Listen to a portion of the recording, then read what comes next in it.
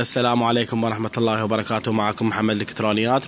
اليوم شرحنا عن برنامج فحص الكود على البضائع المصدرة لبلدك.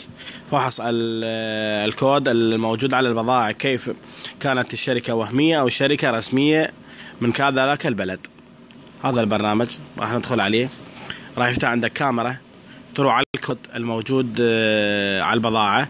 هسه سجل عندك دولة الصين، هاي البضاعة الأولى. البضاعة الثانية راح نفحصها ونشوفكم يعني الكود يشتغل على أكثر من بضاعة. هذا راح يسجل عندك، سجل عندك الإمارات العربية المتحدة.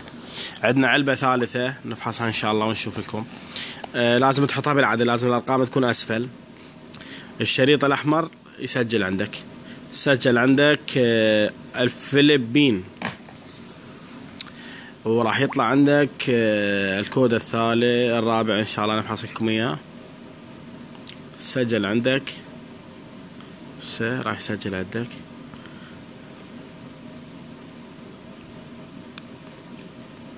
سنغافورة.